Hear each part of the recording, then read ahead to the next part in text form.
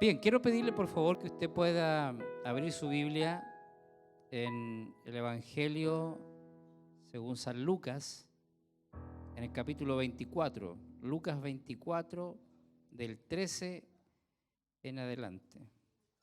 Una palabra que he tenido hace varios días en mi corazón y quiero compartirla con usted. Amén. Dígale que está a su lado. Dios tiene una palabra para ti esta tarde y nos vamos a ir bendecidos. Amén. Bien, Lucas 24, 13. Si lo tiene. Dice, y he aquí, dos de ellos iban el mismo día a una aldea llamada Emaús, que estaba a 60 estadios de Jerusalén, e iban hablando entre sí de todas aquellas cosas que habían acontecido. Sucedió que mientras hablaban y discutían entre sí, Jesús mismo se acercó y caminaba con ellos. Mas los ojos de ellos estaban, ¿qué dice? Velados. Dígale que está a su lado como muchas veces están los ojos de nosotros, ¿sí? Para que no le conociesen.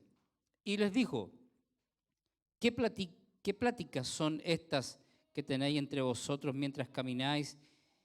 ¿Y por qué estáis tristes? Respondiendo uno de ellos, que se llamaba Cleofas, le dijo, ¿eres tú el único forastero en Jerusalén que no has sabido las cosas que en ella han acontecido en estos días? Entonces él les dijo, ¿qué cosas? Y ellos le dijeron, de Jesús Nazareno, que fue varón, profeta, poderoso en obra y en palabra delante de Dios y de todo el pueblo. Y cómo le entregaron los principales sacerdotes y nuestros gobernantes a sentencia de muerte y le crucificaron. Pero nosotros esperábamos que Él era el que había de redimir a Israel. Y ahora, además de todo esto, hoy es ya el tercer día que esto ha acontecido. Aunque también nos han asombrado unas mujeres de entre nosotros, las que antes del día fueron al sepulcro. Y como no hallaron su cuerpo, vinieron diciendo que también habían visto visión de ángeles, quienes le dijeron que él vive. Y fueron algunos de los nuestros al sepulcro y hallaron así como las mujeres habían dicho, pero a él no le vieron. Entonces él les dijo, oh insensatos y tardos de corazón para creer todo lo que los profetas han dicho. ¿No era necesario que el Cristo padeciera estas cosas y que entrara en su gloria? Y comenzando desde Moisés y siguiendo por todos los profetas, les declaraba en todas las escrituras lo que de él decían. Llegaron a la aldea donde iban y él hizo como que iba más lejos, mas ellos le obligaron a quedarse, diciendo, quédate con nosotros, porque se hace tarde y el día ya ha declinado. Entró pues a quedarse con ellos. Y aconteció que estando sentado con ellos a la mesa, tomó el pan y lo bendijo, y lo partió y les dio. Entonces les fueron abiertos los ojos y le reconocieron, mas él se desapareció de su vista. Y se decían el uno al otro, ¿no ardía nuestro corazón en nosotros mientras nos hablaba en el camino y cuando nos abría las escrituras?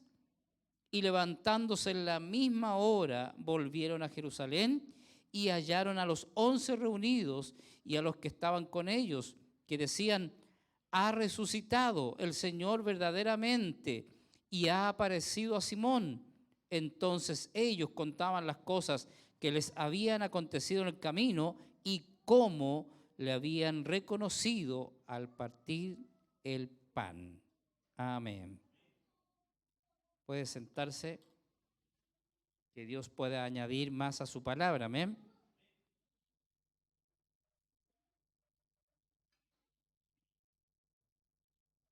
Mire, los discípulos de Emaús, porque eran discípulos, ¿sí? Es lo primero que tenemos que entender, que eran discípulos.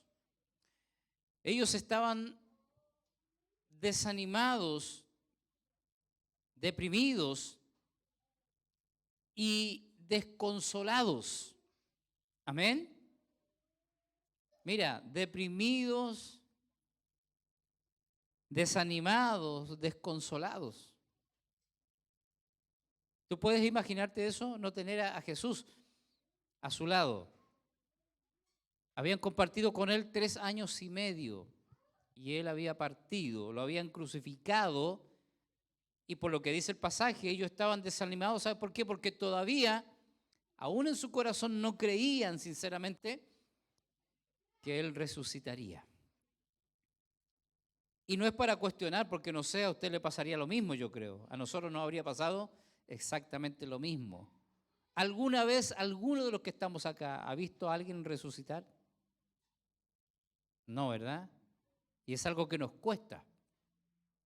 ¿Verdad que sí? ¿Usted cree que alguien puede resucitar? ¿Sí? ¿Y que usted tiene el poder para resucitar a alguien? Ah.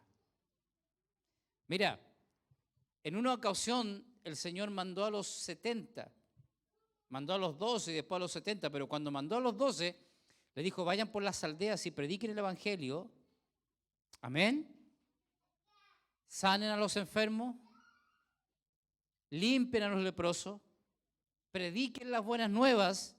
Hasta ahí todo va bien, ¿cierto? Es algo que podemos hacer. Pero les dijo algo más.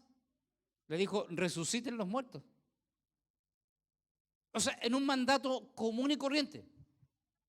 Vayan por las aldeas, prediquen el Evangelio, sanen a los enfermos, limpien los leprosos, prediquen el Evangelio de Dios y resuciten los muertos. Y ninguno de ellos, no tenemos un registro en la Biblia, que alguno le haya dicho, pero Señor, ¿cómo? ¿Cómo vamos a resucitar los muertos? Ellos fueron encomendados una tarea que para ellos era posible. ¿Por qué? Porque Jesús los envió.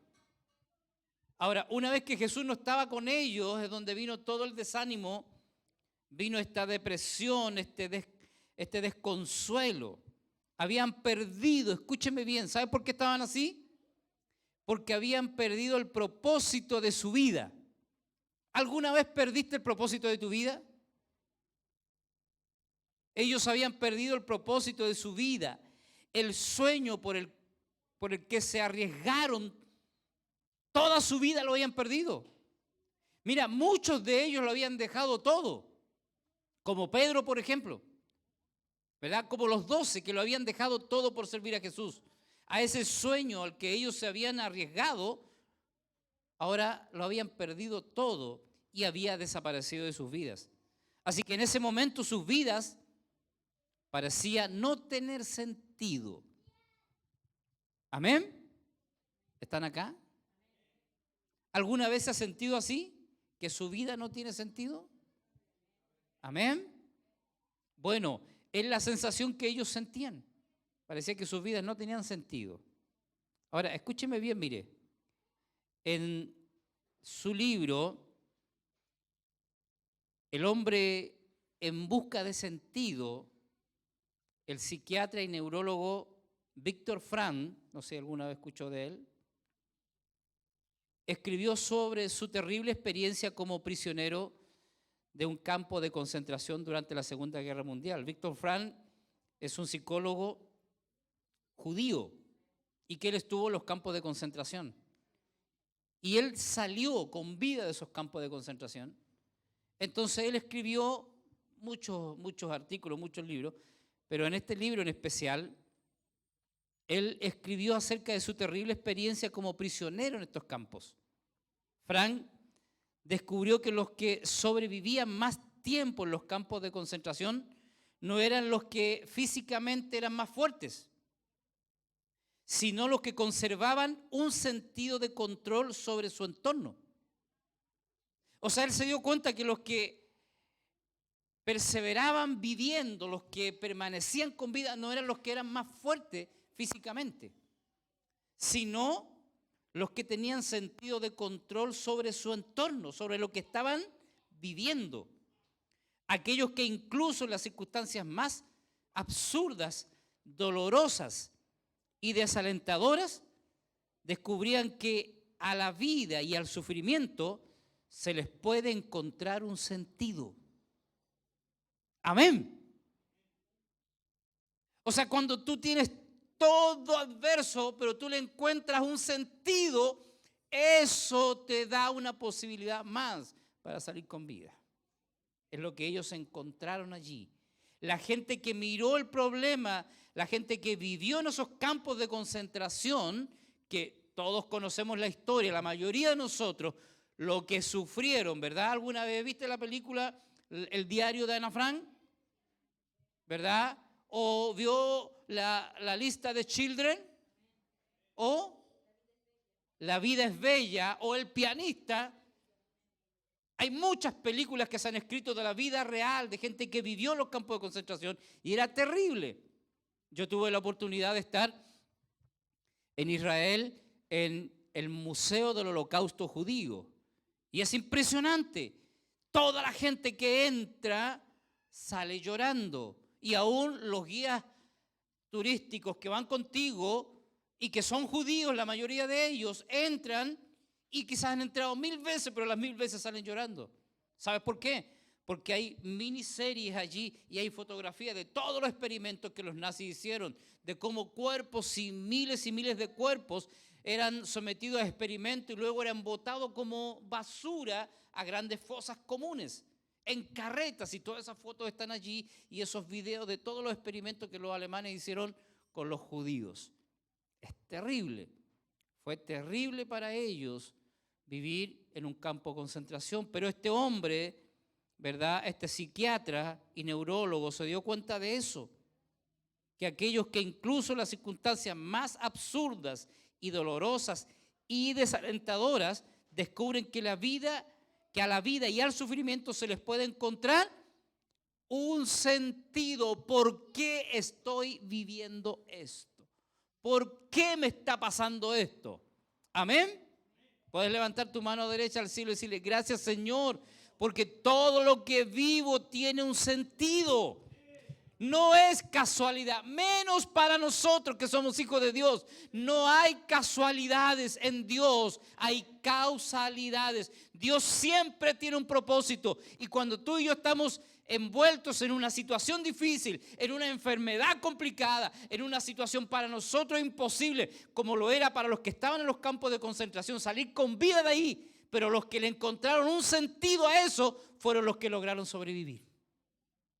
Amén. Póngale la mano en el hombro que está a su lado y dile: tienes que encontrar el sentido a todo lo que estás viviendo. Amén. Porque todo tiene un sentido en Dios. Nada es casualidad, nada es porque sí. Recuerda esta palabra y jamás se te olvide, jamás la saques de tu corazón. Para los que aman a Dios, todas las cosas, no dice alguna, todas las cosas nos ayudan a bien. ¿Por qué? Porque Dios te llamó con un propósito. Y si Él te llamó, no te llamó por llamarte. Amén. Siempre lo he dicho. Oiga, sería absurdo que yo tomara el teléfono y llamara a Andrés. Ah, pastor, ¿cómo está? Mi amado me dice ahora. Hoy dice acá llamando a Andrés, mire. Perdón. Y Andrés me dijera: pastor, ¿qué necesita? Hoy no sé para qué te llamé. Sería absurdo, ¿verdad? Cada vez que alguien te llama porque algo tiene que decirte, porque algo tiene para ti. Así que si Dios te llamó es porque Él tiene un propósito contigo. Así que cuando tú y yo le encontramos ese sentido a la vida, como esta gente, mira qué tremendo esto, hermano. No eran los más fuertes los que sobrevivieron en los campos de concentración, los que físicamente eran más fuertes, sino los que le encontraron el sentido de por qué estaban ahí. Fueron los que sobrevivieron ahí. La vida en el campo de concentración les enseñó a estos hombres que nuestro principal impulso o motivación en la vida no es ni el placer ni el poder, sino el sentido de por qué vivimos, de por qué estamos viviendo eso. Así que de acuerdo con Víctor Frank, el sentido se puede encontrar a través de 3 cosas. Primero, experimentar la realidad interactuando auténticamente con el entorno y con los demás.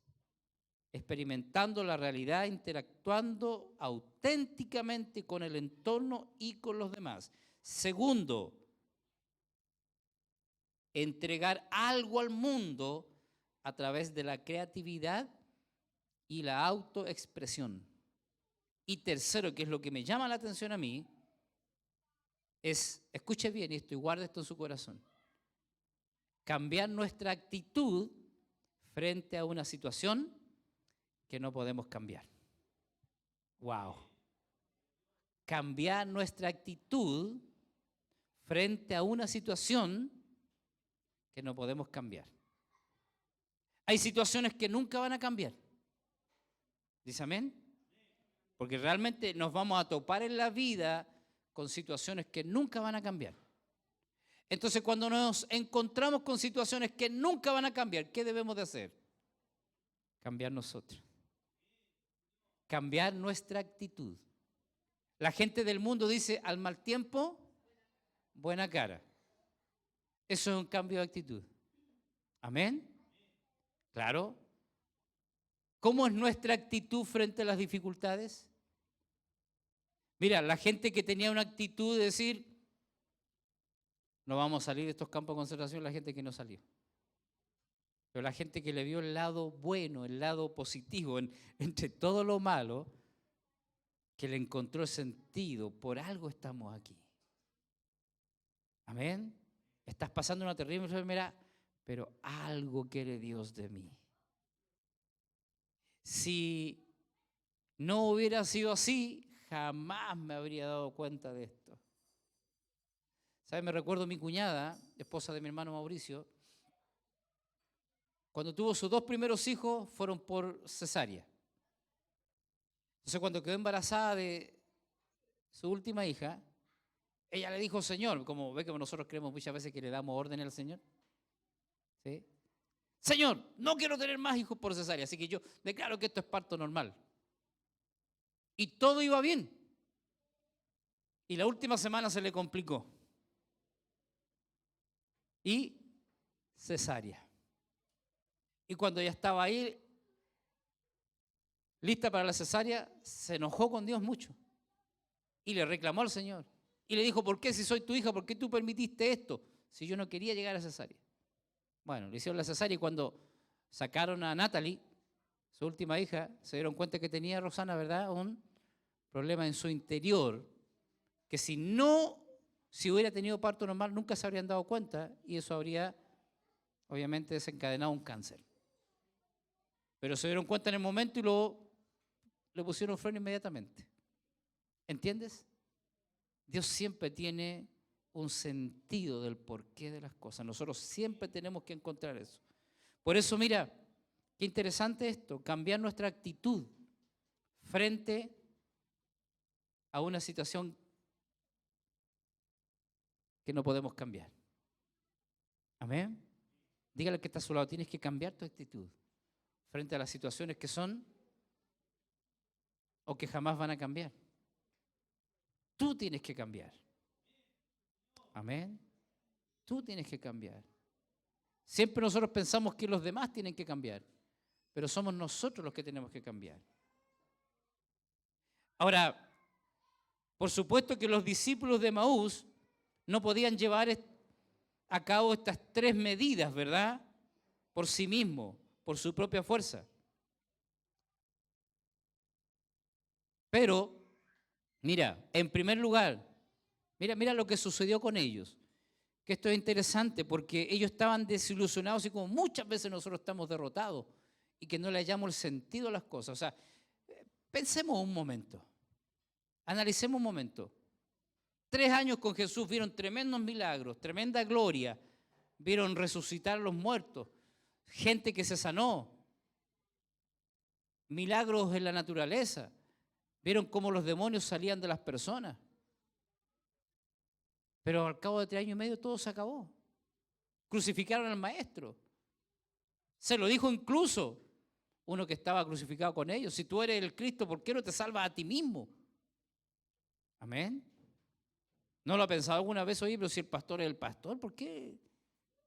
O como le dijeron a una gran evangelista y una mujer de Dios. Sanó a mucha gente de cáncer ella, pero murió de cáncer. Amén. El Señor vino a salvar a toda la humanidad y murió crucificado. Y se acabó la historia para ellos. ¿Cómo crees tú que estaban ellos, verdad, pensando lo peor? Entonces mira lo que sucedió con ellos. En primer lugar, ellos abandonaron la comunidad cuyos miembros continuaron buscando una respuesta a todo esto que sucedió. ¿Por qué digo esto? Porque todo esto sucedió en Jerusalén. Y estos hombres, esta historia se desarrolla camino a Emaús. Y camino a Emaús está en sentido opuesto y muy lejos de Jerusalén. O sea, ¿qué quiere decir? Que ellos en su desilusión decidieron salir del grupo de discípulos y salir, irse lejos en esa desilusión. ¿Cuántas veces nosotros hemos tomado una decisión así? ¿Por qué no permanecieron juntos? Sino que decidieron apartarse de la iglesia, por decirlo así. Porque ya no tenía sentido estar con ellos, porque todo había sido una linda ilusión. Y se fueron hacia Emaús, que estaba retirado. Amén. Por ejemplo, ni siquiera ellos verificaron la experiencia relatada por las mujeres, lo que podría haber sido esclarecedor para ellos. ¿Recuerdas? Las mujeres fueron a la tumba y el ángel se les apareció y les dijo: ustedes están buscando a alguien que no está aquí. Ustedes buscan entre los muertos al que vive. Así que vayan, dijo el ángel, y díganle a los discípulos y a Pedro que el maestro ha resucitado y que va delante de vosotros a Galilea como les había dicho.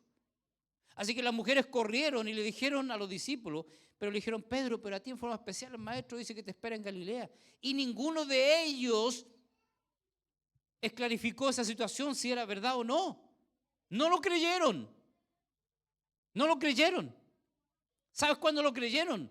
Cuando Jesús se les apareció a ellos. Cuando ellos estaban reunidos un día ahí en su desilusión y el maestro cruzó los muros.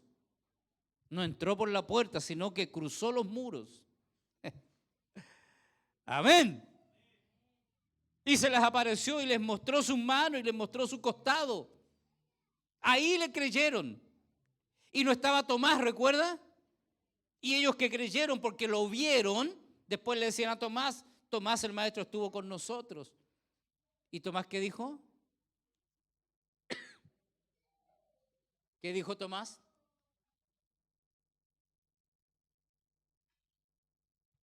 Dijo: si no viere sus manos, los clavos en sus manos, y no viere su costado herido, no creeré. Amén. ¿Cuántos de nosotros somos así? Aquí hay dos cosas, hermano, mira. Por eso Jesús dijo: más bienaventurados son los que no vieron y creyeron. Más bienaventurados. Tú y yo quizás no hemos visto nada como lo vieron ellos, pero por fe creemos que el Señor está con nosotros. Y creemos que así como fue camino a Emaús con estos dos discípulos, así creemos que aunque no lo veamos, está con nosotros. Amén. Yo no sé cuántos creen eso, pero nuestra vida es de fe. Y no espere ver algo para creer. Créale al Señor, no sea como Tomás. Crea que el Señor está con usted. El problema es que muchos de nosotros tenemos los ojos vendados para no ver que el que va al lado de nosotros, que el que nos lleva, es aquel que te prometió que te daría la victoria. Amén.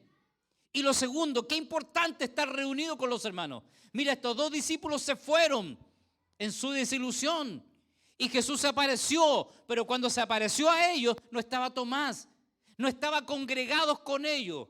Usted dice: bueno, ¿por qué tanto que hay que ir al culto si yo en la casa puedo buscar al Señor igual? Te puedes perder la gran bendición de que Cristo un día haga algo aquí en tu vida.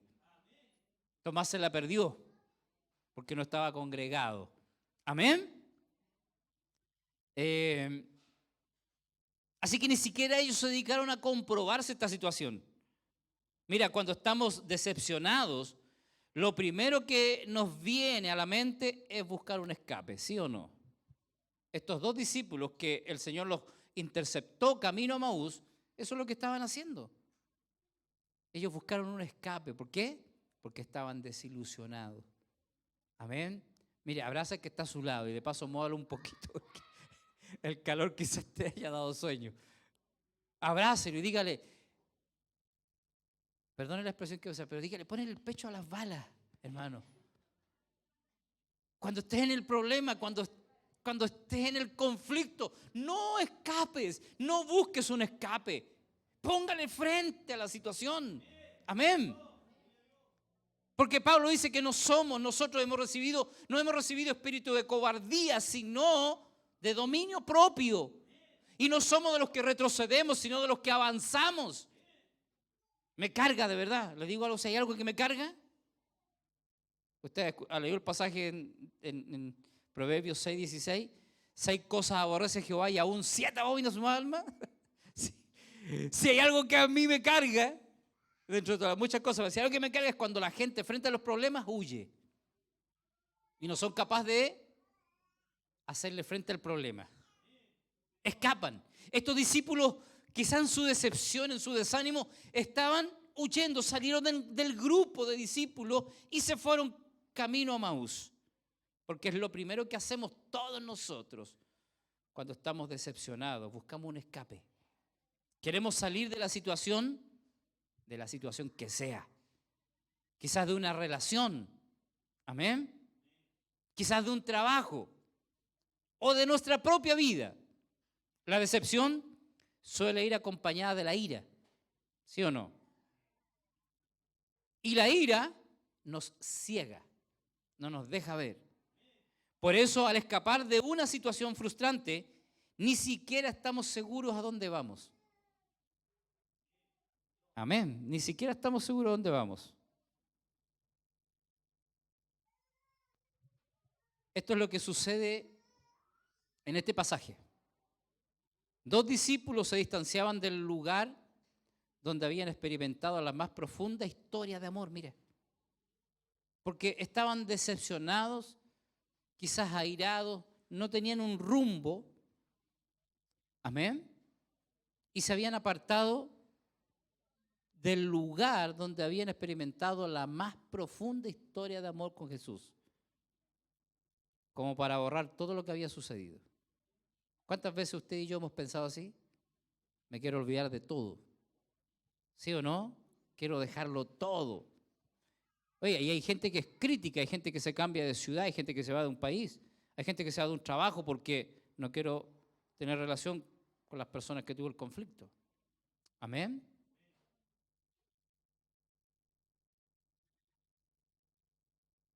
Así que muchas veces nosotros somos como ellos. Amén. Como los caminantes de Maús. A lo mejor alguna vez te predicaron el lado bonito de la historia de Maús. Pero esta es la realidad. Amén. Que nosotros somos muchas veces como ellos. También intentamos huir cuando nuestras relaciones se hacen difíciles. ¿Sí? Intentamos evitar el sufrimiento que esa relación implica. Hay gente que no le gusta sufrir. Bueno, yo creo que a nadie le gusta sufrir. Pero ahí está el asunto de hacerle el frente a los problemas. Como el águila, ¿cierto? ¿Usted sabe cuál es la característica del águila? Que cuando viene el torbellino, el águila se eleva a las alturas y le hace frente al torbellino y se mete en el torbellino. Él no huye, no le hace el quite. Amén. Por eso la Biblia dice que los que esperan en Jehová tendrán alas como las águilas. ¿Para qué? Obviamente para hacerle frente a los problemas, no para huir de los problemas. Porque si entendemos que Dios está con nosotros, ¿por qué huir? ¿Por qué apartarnos? ¿Por qué airarnos? Amén. Escapamos como estos 2 discípulos sin saber a dónde vamos. Solo queremos huir de las situaciones. Amén. Entonces volver a Emaús Es como volver al pasado. ¿Para qué seguir yendo a la iglesia? ¿Para qué seguir intentándolo si nunca voy a cambiar?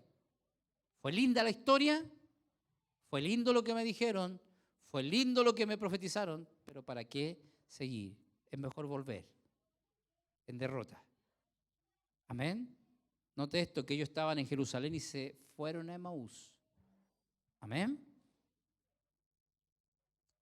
Pero es cierto que nuestro corazón puede arder. ¿Cuántos quieren tener un corazón ardiente? Como lo hizo el de los discípulos en esta ocasión, ¿verdad? Sintiendo el amor como Pedro cuando recibió el perdón de Cristo, cuando escuchó a las mujeres decir, el Maestro ha resucitado, y le dice a los discípulos, pero a ti, Pedro, en forma especial. ¿Cómo se habría sentido usted? Porque Pedro lo negó y Pedro maldijo al Maestro. Pero el Señor dijo, vayan y díganle a los discípulos y a Pedro. O sea, le mandó una carta especial a Pedro, un mensaje especial a Pedro. Vamos a Galilea, Pedro. Amén. ¿Sabe por qué el Señor le dijo a Pedro, volvamos a Galilea? Porque fue donde Pedro conoció a Jesús. Así que en otras palabras, el Señor le está diciendo, Pedro, volvamos al principio, hagamos un borrón y cuenta nueva, volvamos a empezar. Amén. ¿Cuántos necesitan volver a empezar con Jesús? Quizás tú puedas estar pensando, pastor, pero si yo estoy viniendo a la iglesia, pero eso no significa nada, hermano. El tema es volver a empezar en nuestra relación con Él. Es volver al punto de partida donde a Él le conocimos. Amén. Donde vibrábamos por Él, donde queríamos hacerlo todo por Él. Volver al punto de partida. Queriendo hacer todo para el Señor. Como cuando te convertiste al Señor con todo y querías estar en todo lugar. Amén. Y no querías perderte nada. ¿Qué pasó en el camino? Que nos perdimos, nos extraviamos y hoy nos conformamos con venir al culto, estar aquí e irnos para nuestra casa. Pero ¿qué de nuestra comunión con el Señor? Pero aún hay tiempo. Porque Él siempre nos está diciendo, volvamos a empezar. Vuelve al comienzo, vuelve al principio. Vayan y digan a los discípulos y a Pedro. Amén. Quizás podrías poner tu nombre allí. Sacar el de Pedro y poner tu nombre. Porque el Maestro te está llamando a ese nuevo comienzo. Amén. Sentir ese amor. Mira, los estudiosos de la Biblia no saben realmente dónde se encuentra Emaús. Era un pueblo pequeñito y no saben dónde se encuentra exactamente Emaús. Y al no poder localizarlo, podemos abrirnos a la posibilidad de que Emaús esté en todas partes. ¿Verdad? En todas partes. Donde quiera que estemos en el camino y en cada comida, Cristo puede venir a nosotros, como vino a estos caminantes. Amén. Él puede venir a nosotros lleno de energía y nuevas posibilidades y con la alegría de la resurrección en nosotros. Amén. Estábamos donde Joelito el lunes, me parece, lunes, ¿verdad? Y les hablé de esto, de lo importante que es la resurrección de Cristo en nuestra vida. Mira, la Biblia dice que Jesús iba todos los días, estaba en el templo, pero al atardecer el templo se cerraba y Jesús nunca reposó en el templo. Él iba del templo a Getsemaní, oraba, y cuando el día declinaba iba a una aldea llamada Betania, a la casa de Marta, de María y de Lázaro, 3 hermanos. Y allí descansaba Jesús. La pregunta es, ¿por qué Jesús, siendo que Él es el rey del templo, no reposaba en el templo, que es la casa de Dios, sino que iba y reposaba en una pequeña aldea, en una casa humilde en Betania? ¿Sabes cuál es la respuesta? Que esos 3 hombres, esas 2 mujeres y ese hombre, Marta, María y Lázaro, representan algo en la iglesia. ¿Recuerdas que María se tiró a los pies de Jesús para adorarlo? Amén. Y lo contemplaba. Entonces mira, María, ¿sabes lo que representa? Adoración. Marta, ¿qué representa Marta? El servicio. Recuerda que ella estaba afanada haciendo muchas cosas. Necesitamos gente que sirva en la iglesia, ¿no? Claro que sí. ¿Necesitamos adoradores? Claro que sí. ¿Sabes tú que hay solo dos cosas que Dios busca? Él no busca ni predicadores, ni evangelistas, ni esto, ni lo otro. ¿Sabes qué cosas busca el Señor? Busca solamente dos cosas: adoradores e intercesores. En la Biblia hay 2 veces que el Señor dice: y busqué entre los hombres alguien que se pusiese en la brecha, que hiciese vallado, que intercediera, que se pusiera delante de mí a favor de la tierra. O sea, intercesores. Y Jesús le dijo a la mujer samaritana: porque tales adoradores busca el Padre. O sea que hay solo 2 cosas que el Padre busca: adoradores e intercesores. Amén. Y María es una adoradora. Representa la adoración en la iglesia. Marta, el servicio. ¿Y Lázaro? Lázaro, que estaba al lado de Jesús siempre, ¿sabes qué representa? Resurrección. La resurrección. Lo que tiene que haber en la iglesia, lo que tiene que haber en nuestras familias: adoración, servicio, resurrección. Amén. Porque cuando la gente llega destruida de allá afuera acá, ¿qué es lo que busca? Que su vida sea restaurada, resucitada. Cuando la gente viene con una economía destruida, quebrada, vienen buscando que el Señor pueda resucitar su economía. ¿Puede resucitar nuestra economía quebrada el Señor? Claro que sí. ¿A cuánto le ha resucitado la economía? ¿Puede resucitar nuestros matrimonios destruidos el Señor? Claro que sí. ¿A cuántos lo ha resucitado el matrimonio el Señor? Sus vidas, sus familias que estaban destruidas y el Señor las resucitó. Pues bien, esa es la vida. Eso es lo que el Señor busca. Por eso Él reposaba en Betania y no en el templo. ¿Qué es lo que había en el templo? Religiosos. Amén. No había vida. Él busca la vida. Amén. Aleluya. Bendito es el nombre del Señor. Así que donde quiera que estemos en el camino y en cada situación, Él puede venir a nosotros y darnos su resurrección. Siempre que dedicamos un tiempo a escuchar al Espíritu Santo y seguimos a donde Dios nos lleva, y a veces Él nos lleva a lugares muy extraños, a lugares que tú y yo no queremos ir, y a encontrarnos con gente más extraña todavía, que tú no los quieres. Amén. Pero es allí donde nuestro corazón arde, cuando sabemos que es Él que nos está llevando, que es Él que nos está ubicando. Un corazón ardiente es un corazón con una nueva esperanza y con un nuevo sentido de fe que vuelve a nacer. Dígame si no es verdad. El corazón alegre hermosea el rostro. Amén. Amén. Así que es fácil ver cómo está el corazón. Amén. Claro. Ciertamente a los discípulos de Emaús les costó mucho trabajo darse cuenta de que era Cristo quien los acompañaba. ¿Cuántos de los que estamos aquí nos hemos dado cuenta que es el Señor el que va con nosotros? Aún en la situación difícil, hermano. Pero Él va con nosotros. Nosotros también tenemos esta experiencia. Por ejemplo, cuando estamos con personas poco amables o prepotentes, o en otras ocasiones cuando alguien muestra una falta de sensibilidad que nos hiere. Amén. Nos cuesta entender eso. Pero Él sigue a nuestro lado. Él sigue con nosotros.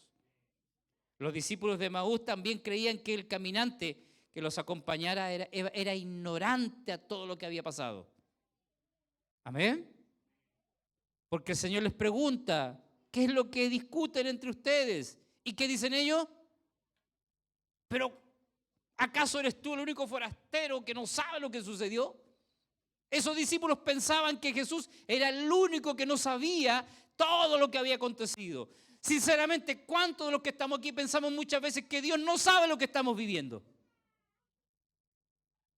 Y en nuestras oraciones se lo decimos, Señor, mira lo que estoy viviendo, como que si Él no supiera lo que estás viviendo. Amén. Dígale al que está a su lado, Él conoce todo de tu vida. Aún ese cabello que cae de tu cabeza está contado por Dios. Amén.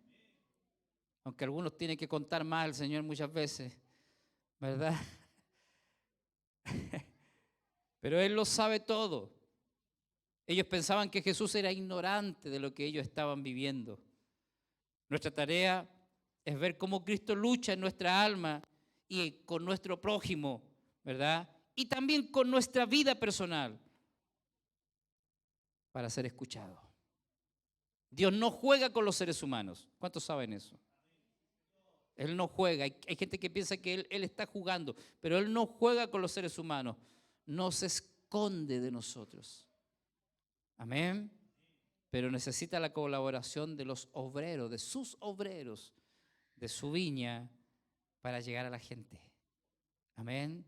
Abraza al que está a tu lado y dile, Señor, necesita de ti. Él necesita que tú te enteres que Él sigue a tu lado, que Él sigue contigo, que no te ha dejado, para que tú puedas compartir aún esos momentos en que tú no lo ves, en que tú no lo sientes. Pero ¿quién dijo que el evangelio era por sentimiento, por sentir?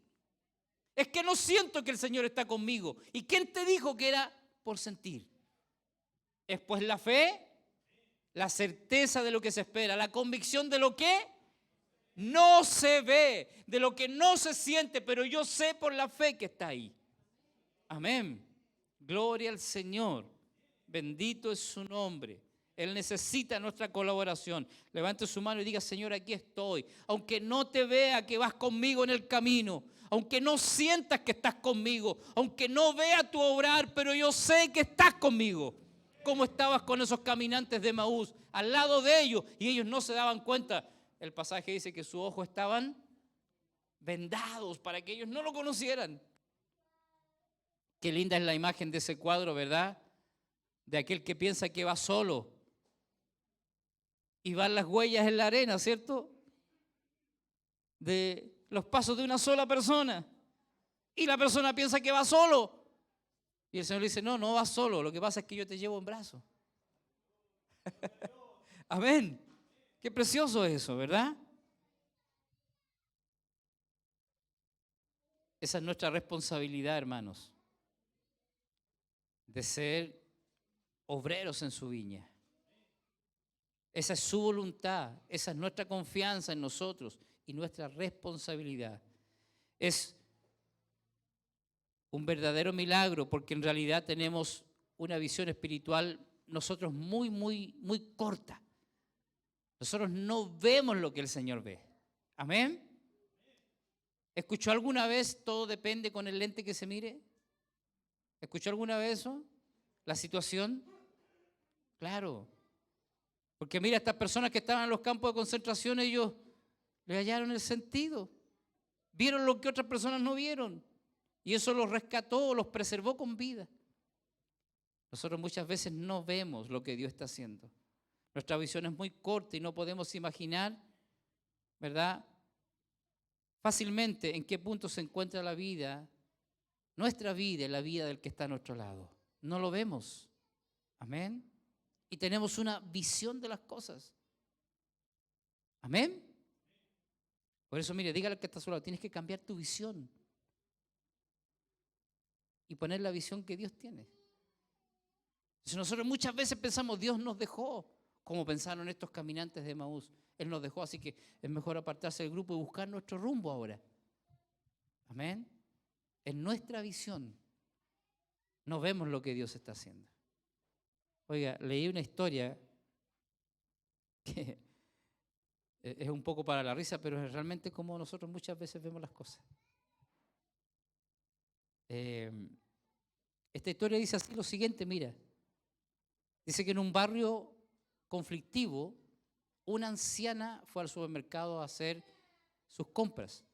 Y cuando ella regresó a su auto, notó que 4 hombres se introducían en su auto.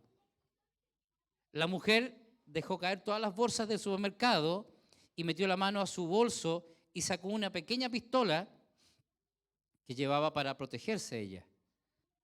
Corrió al frente de su auto, se puso al frente, delante, y apuntó con la pistola a los hombres y comenzó a gritarles a todo pulmón.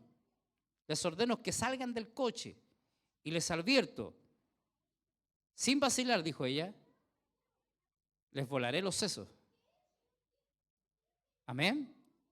Sé cómo usar esta pistola, dijo ella, y no crean que no lo haré. Les gritó a estas 4 personas que estaban en su auto. Y los 4 hombres no dudaron. Abrieron las puertas del auto, salieron corriendo y empezaron a correr tan rápido como pudieron. La mujer temblaba, pero mantuvo la compostura. Cuando estuvo segura de que los hombres habían ido, volvió a poner el arma en su bolso, recogió sus bolsas y las cargó en el asiento trasero de su auto. Luego se subió al asiento del conductor y decidió ir inmediatamente a la comisaría de policía para denunciar el incidente. Pero había un pequeño problema. Yo me río porque nos pasó una vez a nosotros. Su llave no cabía en las chapas del auto, no entraba. Amén. Y de pronto un vistazo rápido al interior confirmó que no era su auto. Se había subido a un auto equivocado.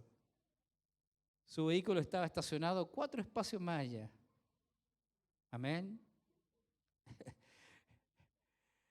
Entonces cargó sus maletas en su verdadero auto y se dirigió a la comisaría para confesar lo que ella había hecho.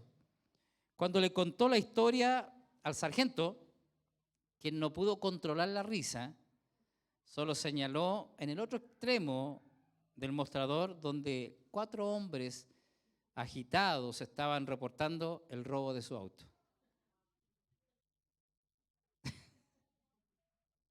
Ella pensó que le estaban robando su auto y no se dio cuenta que los hombres estaban subiéndose a su propio auto.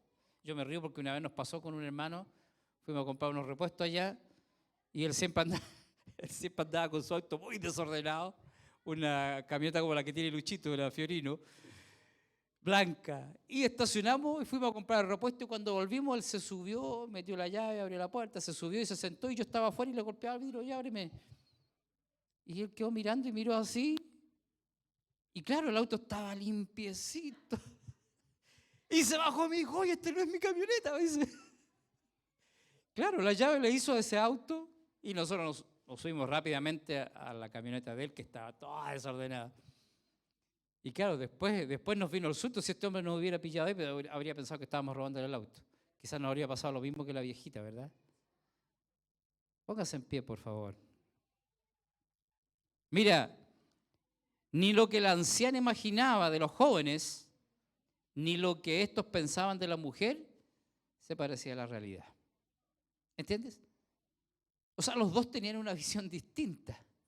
Esta mujer pensaba que le estaban robando su auto y los hombres pensaban que esta viejita les quería asaltar para robarle su auto. ¿Cuántos de nosotros muchas veces hemos mirado las cosas con un sentido equivocado de cómo Dios está haciendo las cosas? Se equivocó el Señor. ¿Por qué me está haciendo pasar esto? ¿Por qué tengo que vivir esto? Amén. Muchos tenemos la tendencia a pensar lo peor de la gente y muchas veces solamente a mirar los defectos y no lo que Dios está haciendo. O somos buenos para cuestionar, está viviendo esto porque está en pecado y no sabemos que es Dios el que está en el asunto. Amén. Los caminantes de Emaús no se dieron cuenta que era Jesús el que estaba con ellos y que no era una persona ignorante a lo que ellos estaban viviendo, sino que ellos no se dieron cuenta que todo era el propósito de Dios y que ellos eran parte del propósito de Dios. Pero ellos decidieron en su visión apartarse de todo el grupo porque pensaron que la historia hasta ahí había llegado. Y buscaron un rumbo. Mira, ¿sabe lo que sucedió? ¿Cómo termina esta historia? A Jesús orando por el pan y bendiciéndolo. Y los ojos de ellos se abrieron.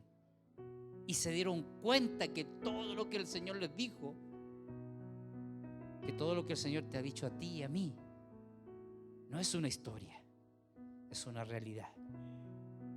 Y que Él les dijo que resucitaría el tercer día, y lo hizo. Y que Él te dijo que te resucitaría a ti, y resucitaría tu matrimonio, tu economía, tu vida, que la cambiaría. Todo eso es verdad, hermanos. Pero muchas veces nuestros ojos están tan cegados por la situación que aun cuando Él va caminando con nosotros no nos damos cuenta que es una realidad. Las situaciones nos hacen titubear. Mira, ellos decidieron irse de Jerusalén a Emaús,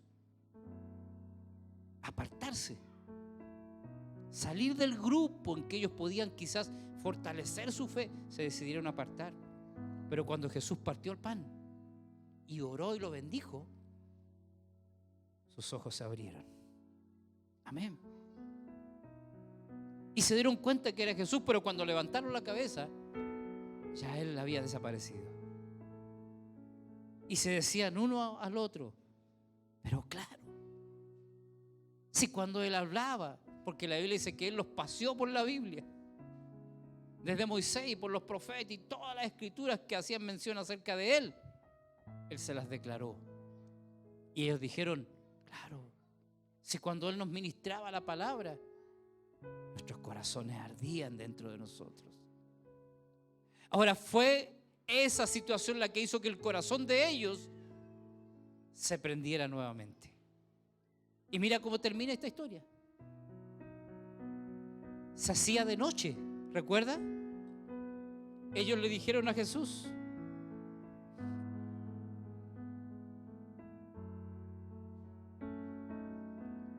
llegaron a la aldea y comenzando por Moisés y siguiendo por los profetas, les declaraba todas las escrituras de las que él decía. Llegaban a la aldea donde iban y él hizo como que iba más lejos, mas ellos le obligaron a quedarse diciendo, quédate con nosotros porque se hace tarde y el día ya ha declinado. O sea, se hizo de noche. Pero mira lo que hace un corazón prendido, lo que hace un corazón que arde por Jesús. ¿Sabes qué hicieron ellos? Lo que dice el último versículo.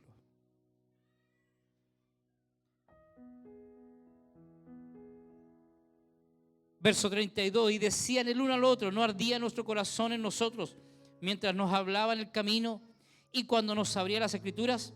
Y levantándose a la misma hora, o sea, esa misma noche. Amén. Esa misma noche. Y levantándose en la misma hora, volvieron a Jerusalén, que quedaba lejos, hermano. Y hablaron a los 11 reunidos y a los que estaban con ellos, que decían, ha resucitado el Señor verdaderamente y ha aparecido a Simón. Entonces ellos contaban las cosas que les habían acontecido en el camino y cómo les habían reconocido al partir el pan. Amén. Era de noche tarde, eran kilómetros los que ellos tenían que recorrer para volver a Jerusalén.